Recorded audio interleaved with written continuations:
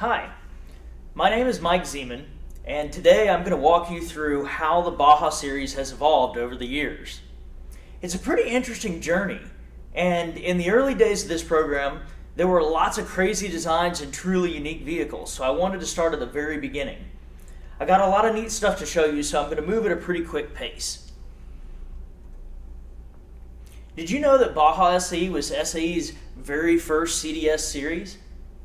It's hard for me to imagine what it must have been like to have to come up with the blueprints for a whole student design competition with almost nothing to go on. Originally called SAE Mini Baja, the series has a rich 44-year history. It's not a surprise that it drew inspiration from the world-renowned Baja 1000 race, where teams compete against the challenging landscape of the Mexican Baja Peninsula in an event that spans an intense couple of days. Probably sounds familiar. SAE's very first Baja competition was held at Fort Jackson in South Carolina. In case you wanted to know which teams have been on board since literally day one, here they are.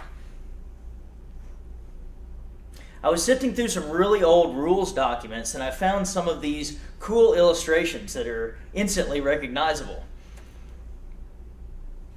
So this was a cool concept drawing, but what did the actual cars look like back then? Well, here's one. Apparently full roll cages were optional, as were four wheels, and steering wheels for that matter. Some resembled more of a go-kart chassis like this one. Here's an early car from Texas A&M and one from Clemson. Also, as you might have heard, the early competitions required the cars to float and be able to propel themselves through deep water. As you can imagine, this had major impacts on the design of the vehicles. So, looks like competitions have been filling up right away since the very beginning. And even just by the second year, we're seeing some familiar teams. Tennessee Tech, South Florida, and Auburn barely wins the first competition they enter. I had no idea. Here's an early Auburn car. Actually, many of the cars at this time resembled more of a wheeled boat than the cars that we think of today. Kind of like this one from Notre Dame. Man, that thing's shiny. Probably won't be that way for long. It's interesting to me that it only took 2 years to reach the point where there was a desire for 3 U.S. competitions in different areas of the country. Mini Baja West was more desert, rocks, and cross-country courses. Mini Baja East had the deep water requirement, and Mini Baja Midwest typically had more of a motocross track setup. So, I'd like to say that I can't imagine what it would be like for your courses when your site gets 17 inches of rain in the days before a competition, but honestly, I had a similar experience when we hosted in Birmingham, Alabama in 2011, and more recently, 2 years in a row in Kansas. Some of you remember that one. So maybe I do feel their pain. Truly, the importance of having a viable rain plan can't be overstated. Also interesting to note that it didn't take long for cars with hydrostatic drives to appear on the scene, with 3 of them popping up at this point. Look at this guy. I mean, I guess we have yet to see a firewall in any of these cars, but this driver's back looks like it leans right up against the engine. Interesting roll cage, too. These guys took a pretty interesting approach to fenders. Oh man, now it's the 1980s and things are getting crazy. Is that a hydrostatic drive and a jet pump? I think so. And apparently they could jump. Look at this thing. And don't miss the different tire types on that center axle. How about that? Many of the early East competitions were held in the Southeast, and here we see a guy tearing up some sand. By this point, competition, courses, and obstacles are really getting intense. A 1/4 mile of water? Seriously? And the first competition in Canada. Sweet. A chain pull? And nobody got a full pull? How cool is that? I mean, it must have been quite a chain. Also, crazy amounts of endurance attrition. Look at this. Only 10 cars finishing. This might as well be in open water, and given the terrain, I bet it was pretty deep. This guy's paddling. Actually, if I can read that well enough, I think that's another Auburn car. Wow, check that out. You don't really see many like this guy anymore. Or this one. It was a friendly competition of like-minded engineering students whose joy in the success of a really nice design idea ranks nearly with their own zest for victory. The solutions to the design problems were remarkable for diversity and ingenuity, and in truth, there was plenty of learning and competing. It's really cool to know that from the very beginning, Baja has had a friendly and helpful competitive demeanor. Arms inside the roll cage, please, sir. Apparently sending it has always been a thing. Nice job, Syracuse. The look on this guy's face tells me everything I need to know about whatever happened. And this guy's not having a great day either. I mean, sinking your Baja car certainly is a bummer and probably a day ender. Okay, so now ETS hosts their first competition in the Canadian mountains and had their water course in a wave pool? Get out of here. And look at this. Land maneuverability as 2 courses run concurrently. Pretty cool. Baja Cross, anyone? And a shootout among the top 10. Neat. Also, this could be the beginning of Tennessee Tech's domination. More on that later. A number of the East competition cars had water propulsion features like this propeller. Auburn actually ran a jet pump for a number of years, and at many an East competition, if you could pass people in the water, the competition was yours for the taking.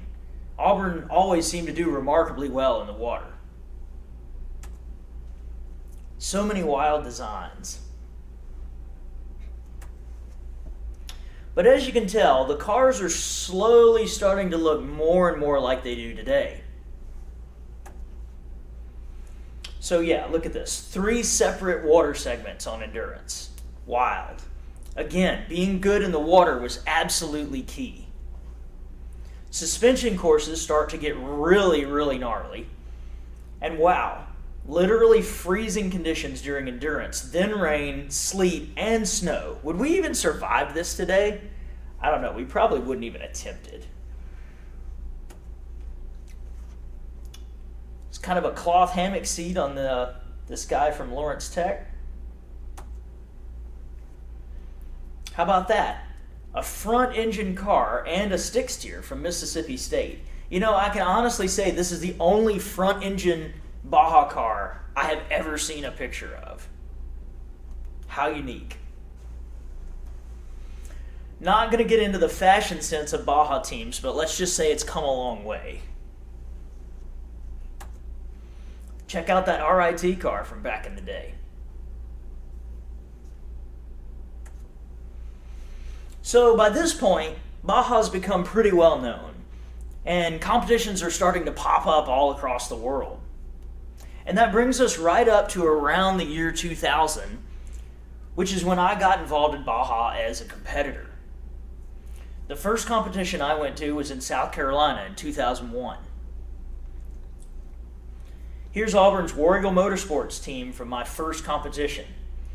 It happened to be the 25-year celebration of Mini Baja, and it was cool to return to Fort Jackson in South Carolina to compete in the same spot where it all began. That's me with my arm on the front of the car. So this is kind of funny. At the time, the rules were that whenever the car was being driven around outside of a dynamic event, one team member had to hold his hand on the roll cage so you couldn't drive too fast. Now, the rule's been gone for well over a decade, but I occasionally still see teams doing this, and I chuckle.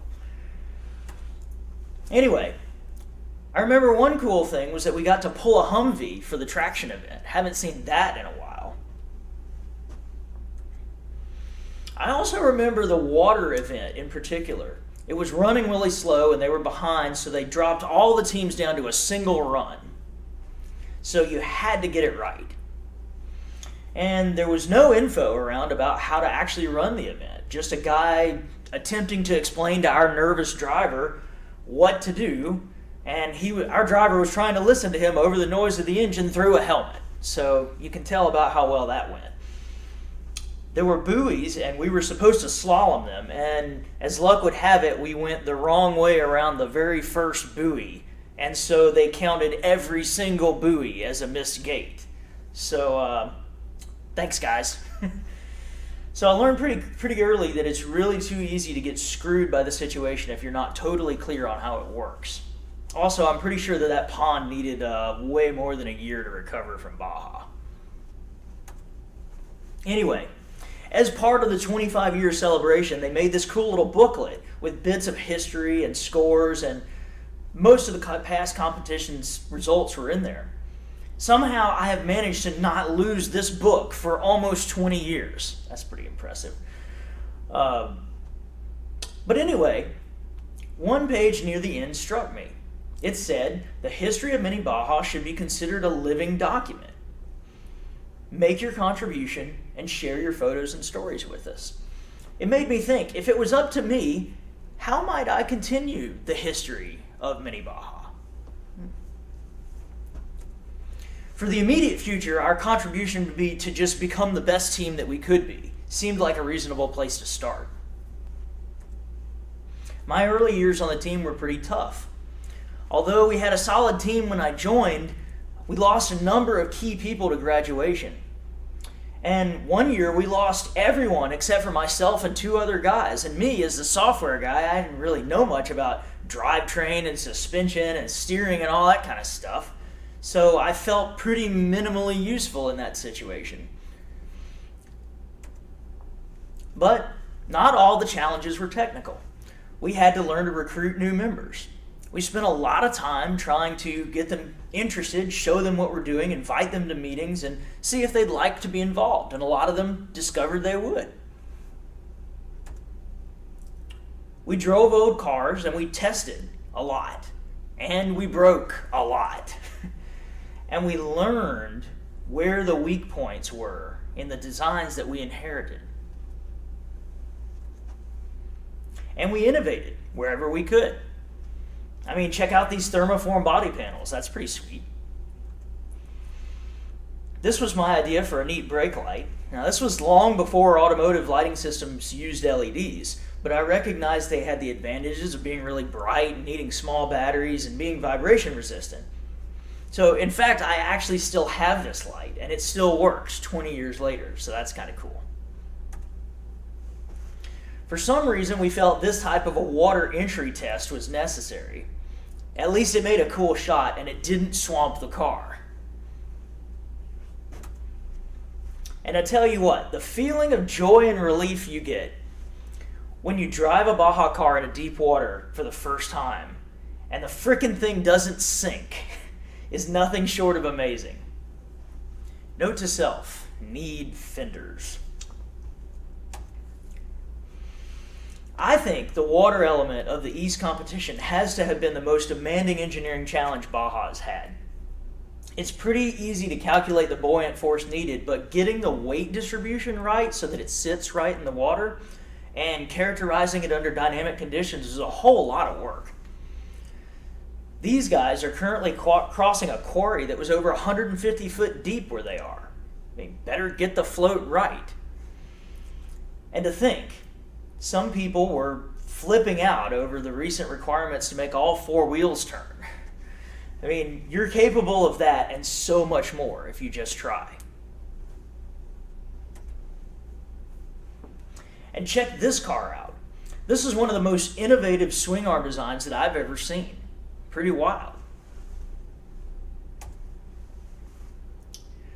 We also used to see at least a handful of hydraulic cars still around. I think we eventually adjusted the rules not to encourage them so much, but still, they were an interesting puzzle for sure.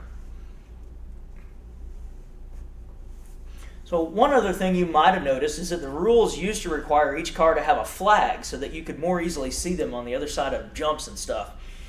At RIT in 2005, when SAE began using the MILAPS transponder system, they used an overhead antenna about 2 feet above the cars, and the transponders were mounted in the number hats. So they told everyone to remove their flags so that it wouldn't beat the antenna. And the next year we moved that cable down underground, but the flags never returned. So it was kind of the end of an era. Okay, so it's been a few years since I joined the team. We've overcome a bunch of challenges, and we find ourselves in Florida about to compete in another East competition. Our team is strong, and we finally have the best car we've ever produced so far. Here we are the night before the competition in the parking lot of a rather sketchy hotel in Orlando at 2 a.m., finally making rear fenders. But otherwise, we're feeling pretty good and really excited for what lies ahead.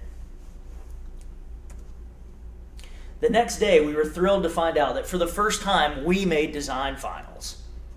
It felt like our hard work was finally paying off and we were finally turning some heads. I mean, when I was a competitor, part of what I remember is Tennessee Tech basically winning nearly everything most of the time. They were the ones to beat, for sure. Here they are, clearly feeling the threat that they might lose that number 1 car number to Auburn. But that's about where the glory tapered off for us. On Dynamics Day, we started having engine problems. And here we are, cranking out a pretty pathetic top speed. A mud bog was a traction event, and here we are, stuck only a little halfway through. Here we are in one of our suspension runs, stuck on a pole. At least we got a sweet shot of us sending it off this little jump. It doesn't look really impressive, but remember that with the floats, East cars only had about 3 or 4 inches of ground clearance, so like an 18-inch jump was a pretty big deal. We'd overcome some of our engine issues at this point, and the collective feeling was that we could still pull out a rocking performance for endurance. Early the next morning, we learned that the start would truly be a unique one. A whole shot start directly into the water. We'd never seen anything like that before. 60-something cars all rushing the lake. Wow. Here we are on the starting line, ready to go. And we're off. And by the way, suddenly that full-speed water entry practice doesn't seem so irrelevant. The water start actually provided a really great way of spreading the cars out within the first 60 seconds of the first lap. In case there's any doubt, that's TTU out in front who ended up with the whole shot. For me, it really was one of the coolest moments in Baja that I've personally experienced. So thanks for the memories, Adam. Adam Hussman was the organizer of this competition in 2003, and he's still involved in Baja today. Him and Jason Rounds truly are a few of the long-term heroes in Baja SAE. Now, one cool thing about endurance back in the day was if you broke down or had a problem with your car, you could just get out, push it off the side out of the way, and work on it like these guys are doing. And your team could even run parts or tools out and help you. As you can imagine, this created lots of risks, and eventually all the work had to be done in the paddock, which was probably best. Unfortunately, it was not long before a new problem plagued our endurance. Somehow, our engine kept dying while our car was in the water. We didn't know if water was getting into the intake or if it was an electrical problem with kill switch wiring or what. It sounded like it was running out of fuel. But when we opened the gas tank, it had plenty, and then it would fire right back up again and drive off, only to do the exact same thing halfway through the lake on the next lap. Of course, waiting for the towboat, being towed to shore, and then troubleshooting it all again just completely destroyed our lap times. So, this final mysterious blow ensured that our dynamics performance was an embarrassment, and we were really, really disappointed and upset. But fortunately, our team was able to keep focus on the things that really mattered and return to a positive attitude. Okay, that was a complete lie. We definitely did not have a good attitude right now. Not at all. And we felt like a bunch of letdowns. I mean, after all, our team had a long history of killing it in the water. And now our best car ever can't even make it across the pond. And to top it all off, we can't even figure out why. And a line that Marty Gordon says all the time comes to mind. The more you break, the more you learn. It's true, but it sure hurts to live it sometimes. So, in moments like this, once you cool down, it is important to be reminded of what this is really all about. The sport aspect is a lot of what makes Baja so much fun and engaging. But what you don't realize is that it's actually the problems that get thrown into your path and the fact that you have to overcome those problems in some appropriate way that really forces you to grow as both an engineer and a person on a team. Let me say that again.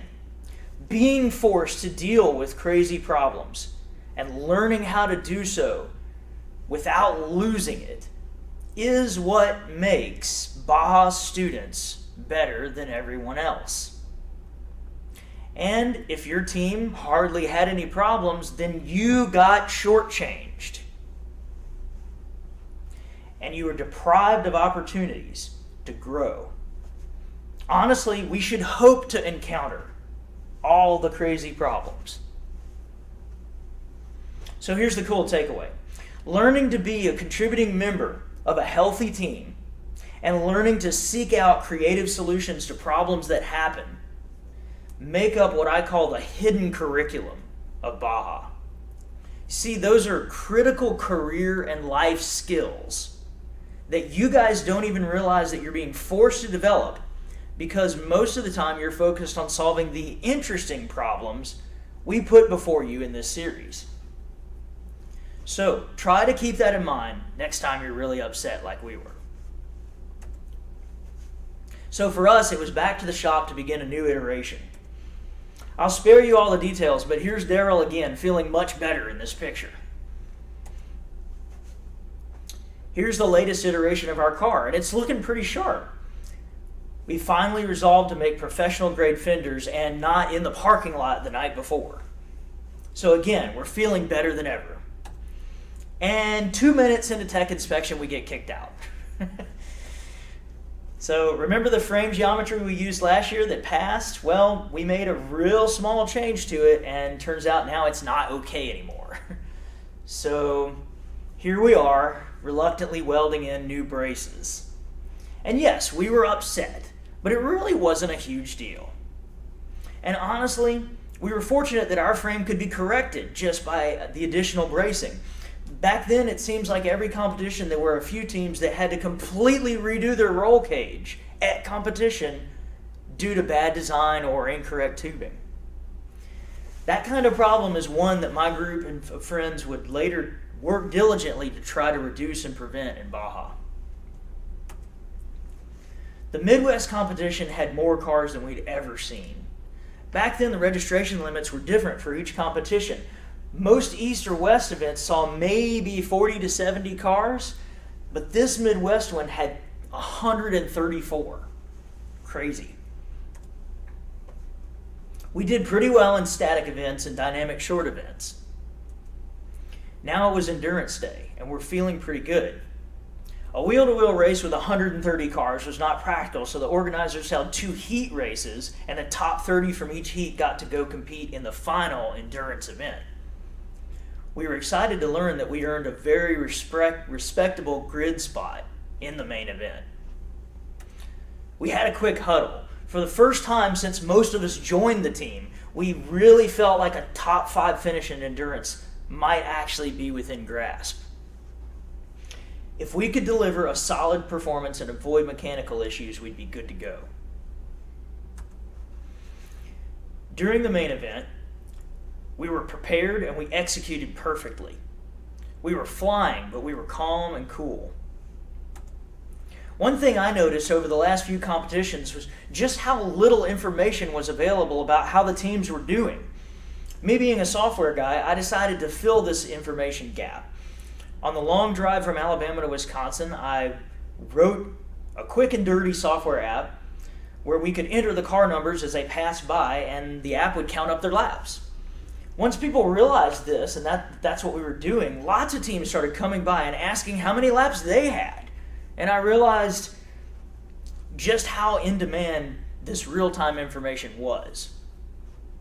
At the end of the event, I really didn't know whether to trust my app because it was saying that Auburn won the endurance race. Jason's clearly a bit skeptical. But after a successful driveline teardown and inspection, the results were confirmed. We had managed to beat 134 teams at the largest competition we'd ever attended. We ended up with first in endurance and third overall, and we were very proud. This was my final competition as a competitor, and at this point I felt like I'd seen it all, from a 3-member team struggling to recruit and rebuild to a solid group of experienced guys. And finally, we had fulfilled our aspiration of making it to a top 10 team and learned a heck of a lot along the way.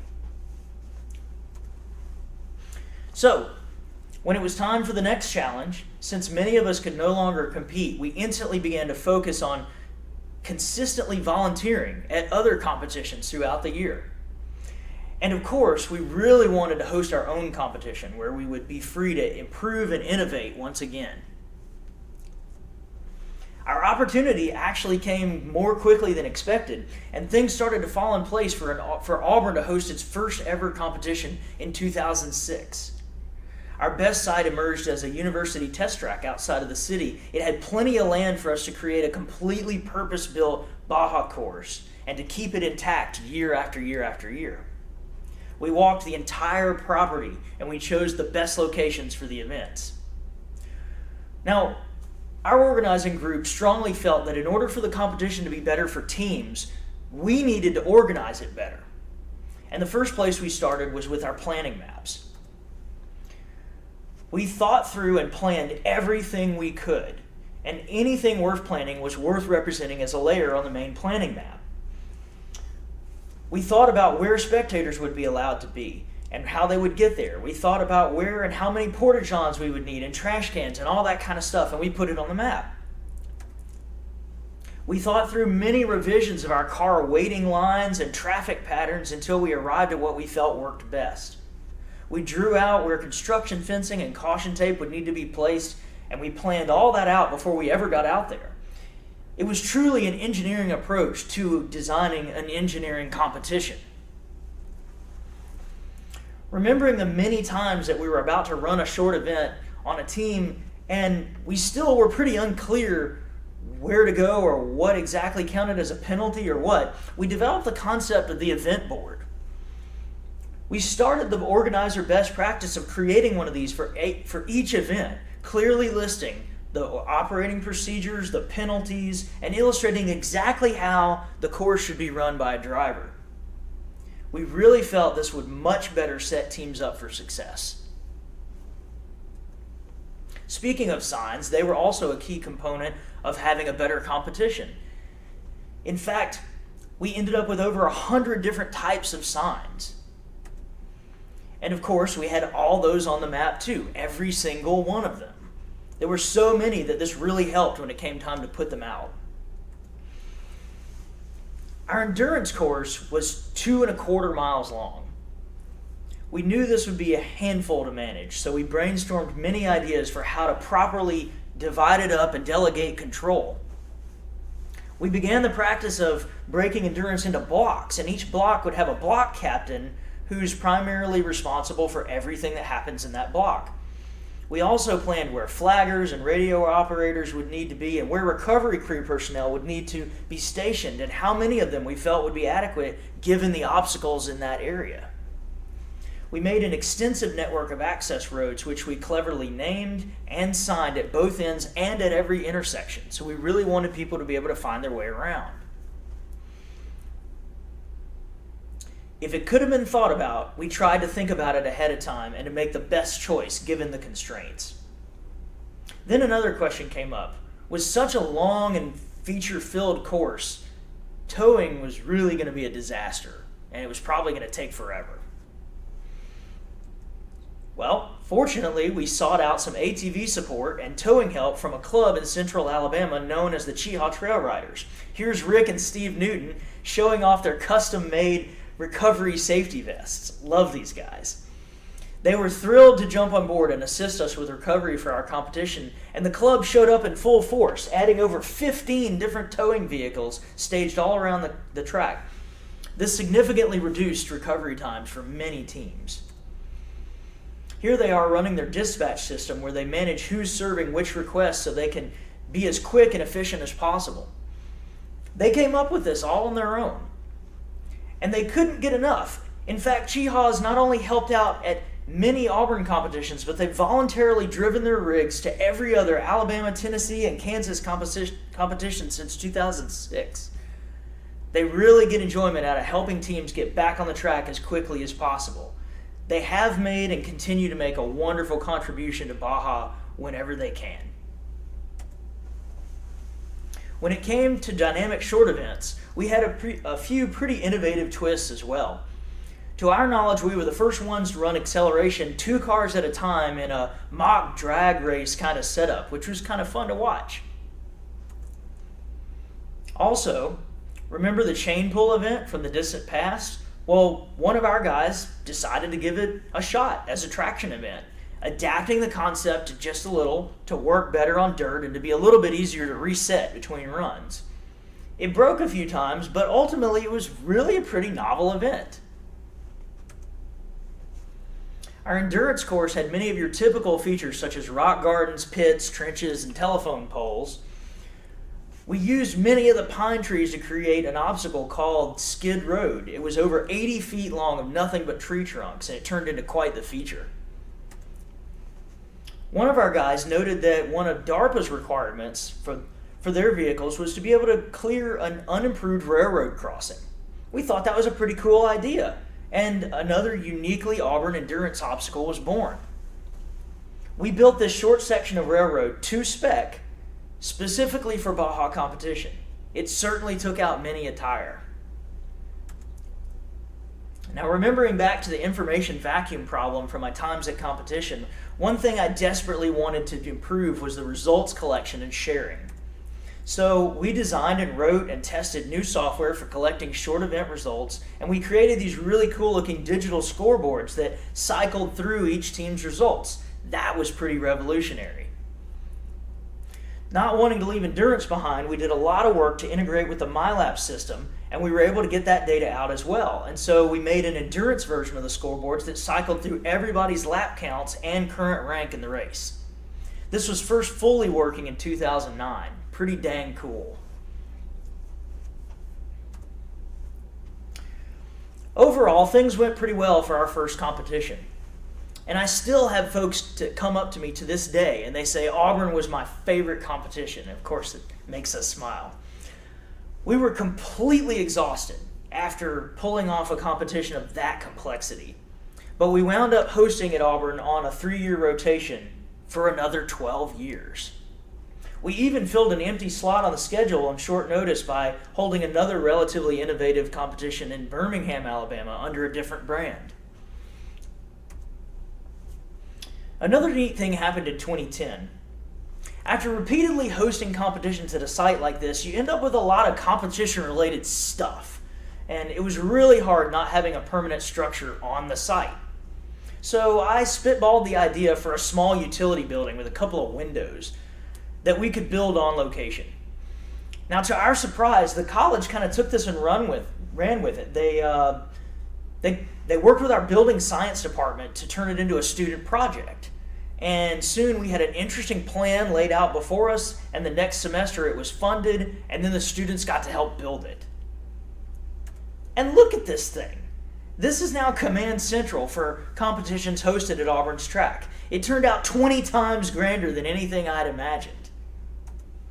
Plenty of downstairs garage storage, a spacious upstairs operations room, and I mean, honestly, who could ever complain about this view, really? Not sure what we did to deserve something like this, but it sure has served us well, and we're grateful to have it. Of course, we really wanted some cool video of teams during our competitions. So one of my good friends was quite ahead of the curve with the whole drone thing, and this is one of his custom designed and built aircraft.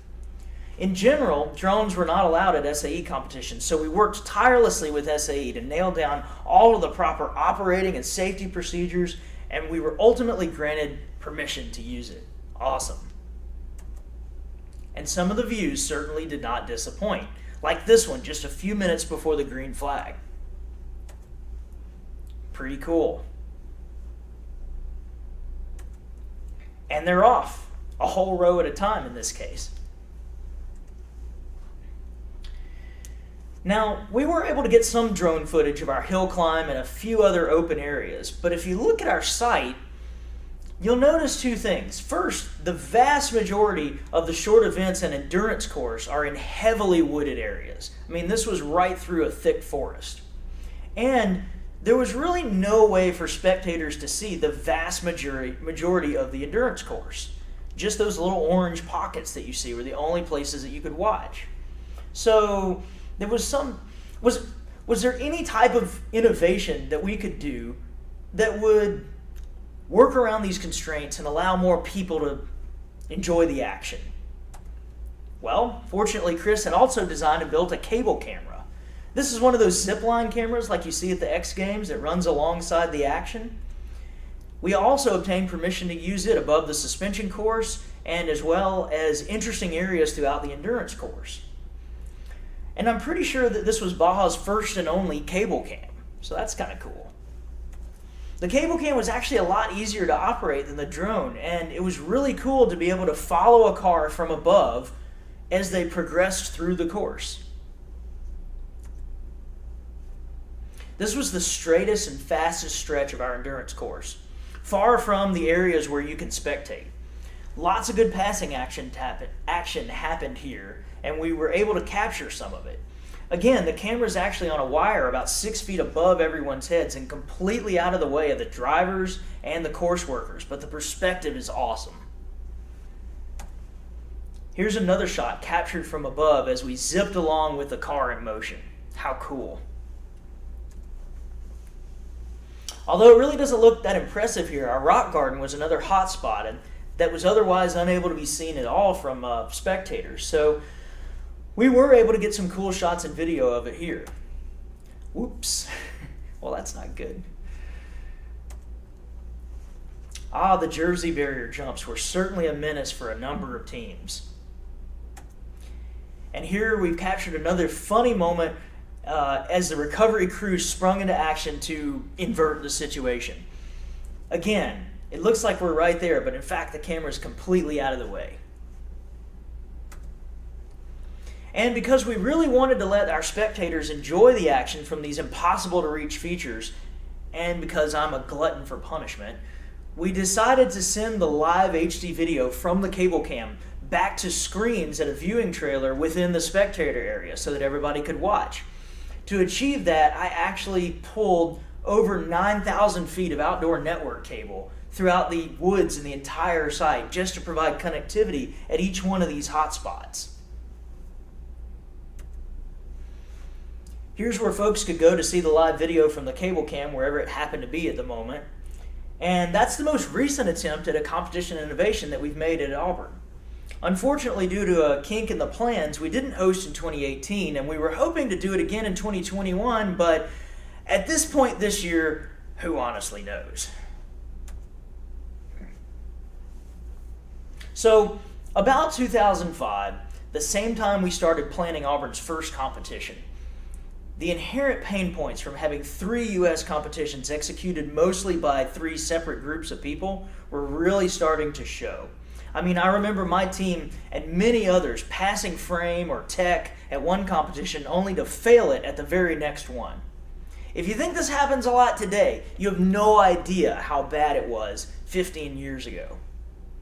It became clear that a major organizational fix would be needed before the experience could be improved, and we all agreed that the best way to fix it was using a consistent group of past Baja students to handle certain things at every competition as consistently as possible. And enter this guy, Jason Rounds. You probably know him from Final Tech, and he's probably the last person in the world you want to have questions about your tech sheet. But from the moment he graduated from a Baja team, Jason has been working to improve Baja, and he's certainly championed the idea of the National Tech Inspectors. For 15 years now, he has and continues to spend tons of his own time and energy throughout the year helping us stay informed, training new tech inspectors, coordinating which of us can volunteer at which competitions, and helping us travel as efficiently as possible so that we can support Baja. Many of you know this, but the National Tech Group actually does way more than just tech inspection. We have a pool of dedicated Baja alumni who stay up to date on rules changes and competition best practices. Some of us specialize in things like frame, cost, or timing and scoring. We do our very best to ensure consistent operations for the most critical aspects of competition. And because we go to so many, I mean a number of us have been to well over 35 competitions at this point, we've seen it all. We've seen the good, the bad, and the ugly. We try to use this additional experience we've accumulated to avoid pitfalls and steer both teams and organizers down a path that sets them up for success.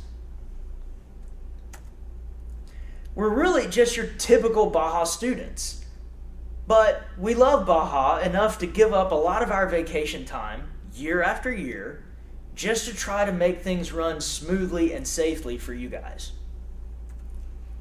But because we were students, we know an awful lot of your tricks. I mean, we did many of them ourselves. And we're certainly not going to let you cut corners and screw up Baja for the rest of us if severe consequences can result. We will hold you to a higher standard than that. To be honest, I immediately recognized the value in what Jason was trying to get going. And me and my fellow Auburn alumni have fully supported it since day one. Personally, I myself recruited a large number of the National Techs. They're good guys, and they're nearly always working to try to make things better one way or another. Bottom line, it's hard to like those who are responsible for enforcing the rules, and I can't force you to respect us. But I will tell you that these men and women are here because they really give a crap about you and about Baja. They've had an overwhelmingly positive impact on Baja that is most clear from the perspective of people like me who have been around a while, and they are worthy of your respect. Including this guy. Here he is making sure we don't have too much fun at the tech dinner. It's probably a good thing somebody was. Okay, so after a couple of years as a regular National Tech Inspector and an organizer for a few competitions, I was asked if I would consider transitioning to the role of National Chief Scorekeeper. I accepted, under the condition that I intended to overhaul and modernize things to improve them as much as I could and in the ways that I felt would be most effective. I had what I thought were some really great ideas, and I was excited to be able to apply them at the national level so that all teams attending U.S. competitions could benefit from them. SAE was on board, and we got to work. Up until this point, all of the competition scoring was happening in Excel using some custom and very delicate VBA macros. Fortunately, as a software engineer, I felt this was one place that I could really take to new levels. So the first thing we did was redesign the system for capturing and inputting dynamic event results. The macros were replaced with a custom app tailored perfectly to Baja and to accommodate the various types of events and scoring that we have. We also selected some battle-proven photogate timers and integrated them with our new software so that the run times are automatically transferred in. Although it sounds simple, this was a major innovation, as many of the competitions were still using hand stopwatches to time their runs. I firmly believe that the best experience for competitors would be for them to be able to see their results and everyone else's pretty much right away. But since many of our competition sites have poor LTE coverage, we had to have our own portable, quick deployable wireless network so that the scores could be collected, computed, and distributed in real time. This was also a major innovation. Even powering all these devices all across the site was a challenge, but it was and is a necessary behind-the-scenes component that enables most of the other cool stuff we do at competition. But the payoff was immediately evident. For the first time, preliminary results were visible in minutes, not days later. At first, they were only available on the Wi-Fi, but soon after we added a copy in the cloud that was accessible by teams and alumni and everybody else on the internet. Before long, most people were using it and really enjoying it. Another awesome innovation that's changed the game for Baja. Soon we were able to rework the live digital scoreboard concept that we had debuted at Auburn and package it in some systems that were portable enough to cart all around the country and locate close to short events so that everybody could keep an eye on the results. Soon after that, we turned our focus to Black Flag. There's really nothing worse than getting pulled off at Black Flag and then sitting there watching your competitors go by while the officials bumble around and spend multiple minutes trying to figure out why they even pulled you in. And sometimes that happened. So we created a special app just to collect and manage Black Flag calls coming in from the radio. Another operator would put them in, which the app is set up to do really quickly. And now Mark has a digital notebook that has all the details about each problem and is almost never wrong, so he won't spend any long sitting on your front tire than is absolutely necessary. Plus, we instantly list all the Black Flag infractions on the results sites, so everyone can see and benefit from them. The minute that I heard a team running by shouting, "They're getting people for not having tear-offs! Make sure you bring all our tear-offs!" we thought, excellent, it's working. A bit later came the digital endurance course flags with a ton of inspiration help from the University of Louisville alumni who realized the effectiveness of flashing signs for attracting drivers' attention far better than traditional flags. Being able to both locally and remotely operate the digital flags meant that they could be placed in locations that would be best for signaling but would have been dangerous for normal flaggers. This project involved some really extensive electronics, battery, firmware, and packaging design, and they remain one of the coolest things in the toolbox today. They even have GPS chips in them, and they post their position to a map so we can see where each one of them is when it's time to go clean them all up and pack them up. Pretty neat. And here, most recently, we've successfully relieved the manual lap counters by adding a third lap counting method that uses inexpensive passive RFID tags. This technology complements the MyLapse technology well and already has proven to be effective and quite accurate in nearly every endurance event over the last 2 years.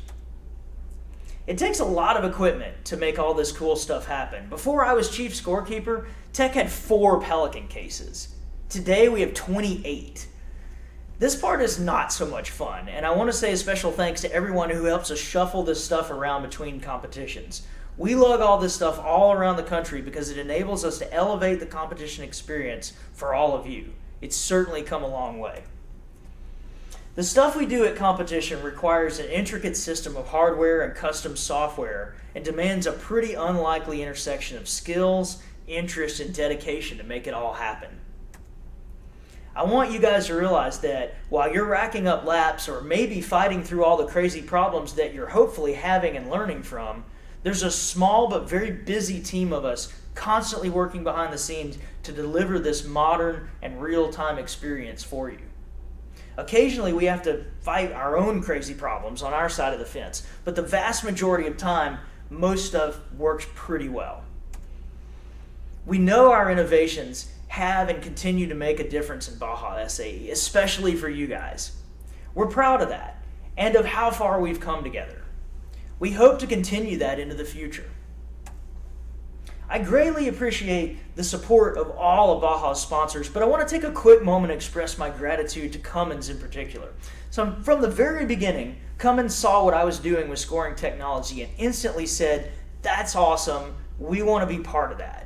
I was pretty surprised, honestly, but here we are 6 years later, and nearly everything that I just showed you was made possible because of Cummins' support. So if you think these things have created a better competition for you, please let Cummins know and thank them for helping make our vision a reality.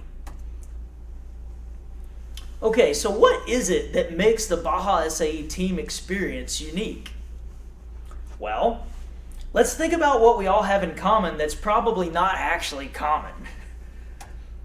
To start with, we all pretty much have a picture like this, and one like this for that matter. We all know just how amazing cold pizza and Mountain Dew tastes in the shop at 2 a.m. when you're finally eating dinner after working on stuff since you got out of class. Speaking of the shop, quite a few ridiculous things tend to go on in there. These all seemed like funny ideas at the time. And of course, there's something super cool about crawling right upstairs around campus in a Baja car with no problem whatsoever, as normal people look on in utter amazement. Let's see. We've broken more expensive parts and things than most people even own, and we've all completely destroyed enough Briggs air filters to fill a small landfill. We don't get enough sleep, and when there is a spare moment, we can sleep literally anywhere. Sometimes we decorate our rides to competition in creative ways. Sometimes we even decorate other teams' trailers. And if you think the shenanigans stops once we actually get to competition, think again. Every one of us has lost at least a dozen articles of clothing to Baja-related ruin from oil, grease, or just pounds of mud. Speaking of mud, we've probably eaten more dirt by the time we're seniors than most normal people do in their entire life. But we all know just how great it feels to finally get this sticker. And we all know the feeling of lining up with 99 of some of the closest friends you'll ever make and having an experience that most of you will remember for the rest of your lives. Jimmy Soanes, the legendary Baja motorcycle rider, called this process crisis bonding. It's when you have an extended experience that's not really understood by most others, is stressful beyond belief, risky, and pushes you to be everything you can possibly be. And you make it through, as a group, helping each other reach the goal. I tell you, there is no more powerful catalyst for friendship than such an experience. And again, we're reminded of this truth. Baja SAE certainly delivers on all these points, and on the hidden curriculum of forcing you to overcome challenges and become more creative problem solvers and team players. And you realize later on just how unique of an experience it really was, and how much you actually learned despite the frustrations and the messes. And that makes you realize just how much you have in common with these special friends made along the way. This is my team at the end of the 2003 Florida competition. Remember, we had just worked our butts off and had the worst performance at a competition so far. And at this point, we were not sure if our efforts would ever be realized. But we learned a lot, and we had a great time going through it together. Baja taught us that one thing you will certainly get in life is challenges, and it forced us to develop skills for dealing with those. I still keep in regular contact with most of these guys. Half of them have become national techs, organizers of multiple competitions, advisors, volunteers, or judges for other SAE CDS programs. we now use our experience to continue to improve and innovate Baja, our careers, and much, much more. The handful of us that are here in Huntsville actually still eat lunch together almost every week, something that we've done now for 15 years. So here's a challenge for you guys on teams. Know that you're continuing an amazing legacy and leverage SAE's oldest and friendliest and best CDS community of teams and alumni to help you along the way. And after graduation, know that you are extraordinary because of your CDS experience. Stay involved and help us continue to improve Baja SAE and other SAE programs. I love this picture because I can really identify with Mark here. The truth is, while Baja's grown in both number of teams competing and in the complexity of the competitions, a surprisingly small number of SAE staff and key volunteers do a crazy amount of work to pull it all off. Often we on the tech and organizing side feel exactly like this photo. There's always more than we can possibly handle. It's really important that all of you understand that we really do want to know how you would improve things. So let us know. But we really want more than that. We really want your involvement. We want to invite you along for the next chapter of your Baja journey that begins the moment you can no longer compete on a team. There are so many places where you can help us improve and lots of options depending on how much energy and time you're willing to devote. Some of us have been doing this for quite a while now, and we can't wait to welcome you to this side of the fence where, like me, you can have an even greater impact than you did while on a team, and the improvements you make can benefit thousands more people. Plus, you might really get to know this guy, and then you too can thank him for spending so much of his life serving a program that will shape yours in ways that you can't even describe yet. I've watched him get a few gray hairs during my time, and I'm sure most of them are from putting up with all of us. Thank you, Sam. I hope you continue to enjoy Baja SAE, and I sincerely hope you'll continue helping us write the next chapter of its rich history. Thank you.